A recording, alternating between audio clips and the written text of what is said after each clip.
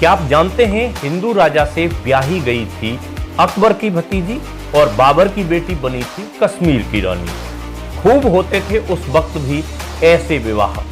असल में इतिहास में पढ़ने पढ़ाने का मकसद उस दौर की चीजों से सीख लेना होता है, न कि उस भूतकाल की घटनाओं को दोहराना। आज हम जिस बात की चर्चा कर रहे हैं इसका स्पष्ट आशय इस तथ्य के एक दूसरे पक्ष को आपके सामने रखना है।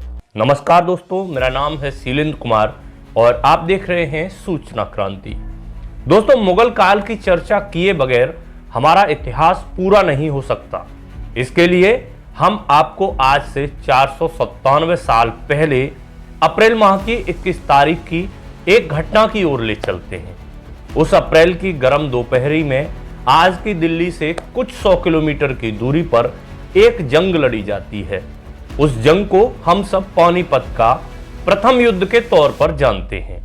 इस जंग में जिस एक पक्ष की जीत होती है वह अगले कई सौ सालों तक भारत के इतिहास पर छा जाता है। उसकी इस एक जीत से उसके वंशजों को इस देश पर 300 से अधिक सालों तक राज करने का मौका मिल जाता है। इन 300 सालों में इस वंश ने भारत की संस्कृति से लेकर सामाजिक ताने बाने हर चीज को प्रभावित किया। इतना ही नहीं, इस वंश के शासन को खत्म करने वाले ब्रिटिश साम्राज्य का भी अंत हो गया। लेकिन इस कालखंड की हर एक छोटी चीज इतिहास के पन्नों में खास जगह बनाती रही। आज भी करीब 500 साल बाद भी इस मसले पर हम आपसे बातें कर रहे हैं। दरअसल 21 अप्रैल 1526 को पानीपत की पहली लड़ाई में बाबर ने इब्राहिम लोदी की सेना को हराकर मुगल वंश के शासन की नींव रखी। बाबर खुद को दिल्ली सल्तनत का शहंशाह घोषित करता है।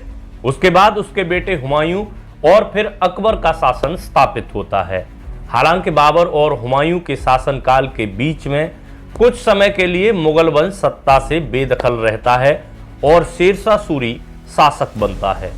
लेकिन फिर हुमायूं वापसी करता है और अकबर के नेतृत्व में मुगल शासन का विस्तार होता है।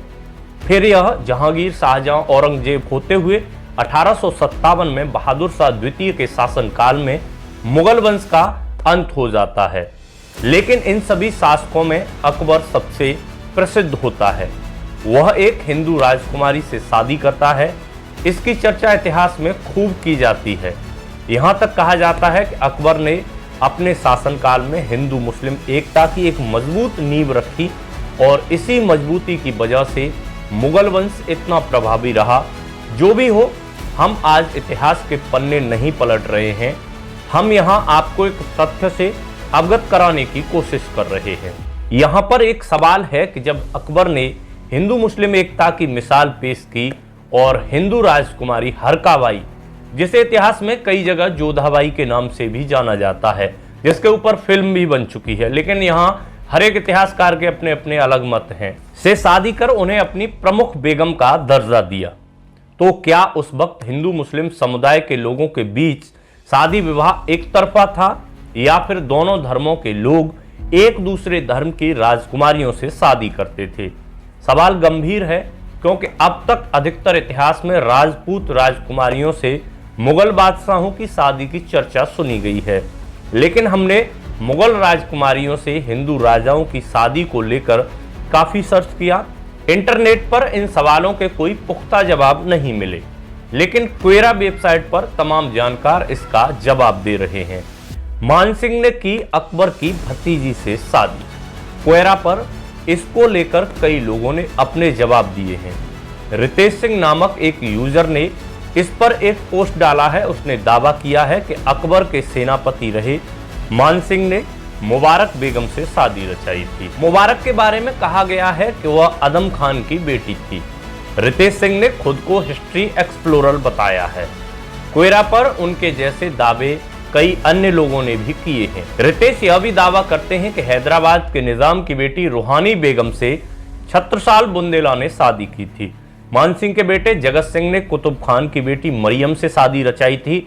इन क्वेरा यूजर्स ने यह भी दावा किया है कि मुगल वंश के संस्थापक बाबर ने अपनी बेटी की शादी उस वक्त कश्मीर के राजपूत राजा धर्मचंद्र कटोच से की थी। इसी तरह सुल्तान गजनी ने अपनी बेटी की शादी बप्पा रावल से की थी। बप्पा रावल ने मध्य एशिया में अपने साम्राज्य का विस्तार किया था। राजा गज सिंह मारवाड़ ने अनाराबाई से शादी रचाई थी।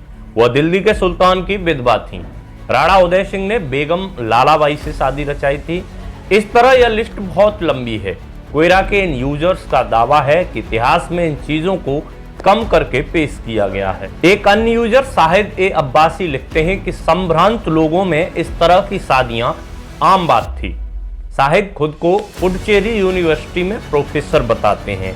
उनका कहना है कि इन तमाम नामों के साथ एक और नाम जोड़ा जा सकता है। वह नाम है महाराणा प्रताप का। महाराणा प्रताप की 11 रानियों में से एक मुस्लिम भी थी और इस कारण उस रानी का बेटा चित्तौड़ की लड़ाई में अकबर की सेना के खिलाफ लड़ा था। उस वक्त अकबर के सेना का नेतृत्व राजा मान सिंह कर रहे थे। तो उस जमाने में सिर्फ हिंदू राजकुमारियों की मुस्लिम राजाओं से ही नहीं बल्कि काफी मुस्लिम राजकुमारियों की शादी हिंदू राजाओं से भी हुई थी। तो दोस्तों ये था आज का एक छोटा सा टॉपिक। उम्मीद है वीडियो पसंद आया होगा। यदि वीडियो अच्छा लगा हो तो इसे ज्यादा से ज्यादा शेयर करें और चैनल को सब्सक्राइब करना बिल्कुल ना भूलें। चलिए मिलते हैं अगले वीडियो में, तब तक के लिए जय हिंद।